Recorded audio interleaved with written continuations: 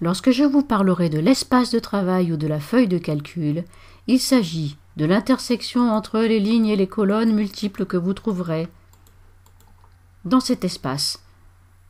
Quand je vous parlerai de l'entête de colonne, il s'agit du A, B, C, qui d'ailleurs s'illumine lorsque vous posez simplement le pointeur de souris dessus, car si vous cliquez sur cette entête de colonne, vous sélectionnerez toute la colonne jusqu'à la dernière ligne de votre feuille de travail, c'est-à-dire la ligne 1 048 576.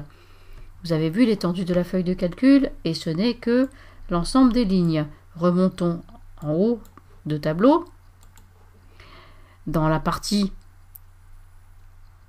horizontale, c'est pareil. Notez le pointeur de souris qui se transforme en grosse flèche épaisse noire. Vous sélectionnez toute la ligne jusqu'à la dernière colonne de votre feuille de calcul. Et la dernière colonne de votre feuille de calcul se situe ici, c'est-à-dire XFD comme référence. Pensez que vous avez AA, AB, AC, ensuite jusqu'à ZZ, et ensuite vous imaginez le nombre de colonnes et de lignes possibles. Petit additif, donc jusqu'à l'année 2003, vous disposiez de 65 000 lignes sur 256 colonnes. À présent, vous disposez de plus d'1 million de lignes sur 16 384 colonnes depuis la version 2007. Et ce qui est valable bien sûr pour cette version 2010. Reprenons le fichier Excel.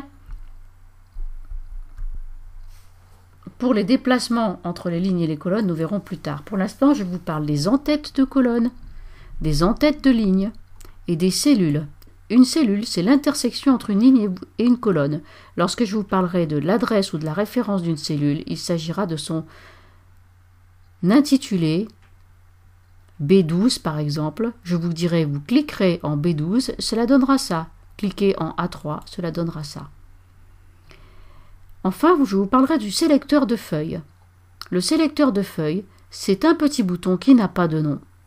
Entre l'entête de colonne et les entêtes de ligne, il y a une zone grise sans nom. Si vous cliquez dessus, ça sélectionne toute la feuille de calcul. Voici pour la feuille de travail.